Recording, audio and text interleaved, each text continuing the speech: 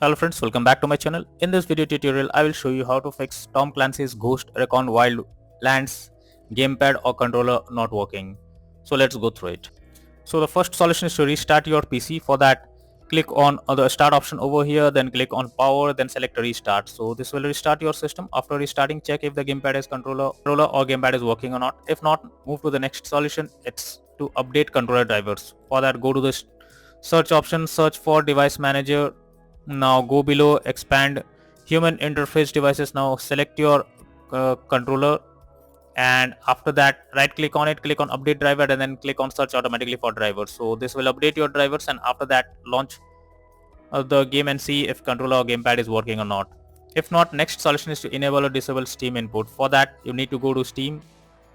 Under library section, select your game, right click on it, click on properties. Now go to the controller, and then here you need to click on or select on enable Steam input. So after this, check if the controller or gamepad is working or not. If not, then again come back, select disable Steam input, and after that launch the game and see if gamepad or controller is working or not. If not, next solution is to verify integrity of game files. For that, go to Steam, under library section, select your game, right click on it, click on properties. Now click on install files, and then click on verify integrity of game files. So after verifying the game files, now check if the problem is resolved or not. Next solution is to check for game updates. So you must check if there is any update available for the game. After updating the game, try to launch the game again and check if it's working, because developers often releases the updates on the game that you should download and install it. So you can go to Steam and select your game under library sections, and here you can see if there is any update available. If there is any update, simply click on update, and after that check if the problem is resolved or not. Next is to launch Steam in big picture mode. So what you need to do is simply go to Steam under library section. Here in the upper side you can see enter big picture mode option is there. Simply click on it.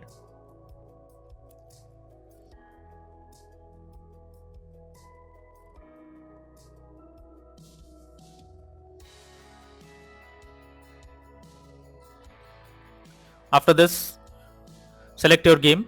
After selecting it, launch the game and see if it's working or not. If it's working, then it's fine. Simply you need to click on Steam option over here. After that, click on power, and then click on exit big picture mode. So after this, check if the problem is resolved or not. Next is to update Windows. For that, go to the Windows search for check for updates, and then here you need to check if there is any update available. Click on check for updates, and if there is any update, simply update your Windows to the latest version, and after that check if the controller or gamepad is working or not.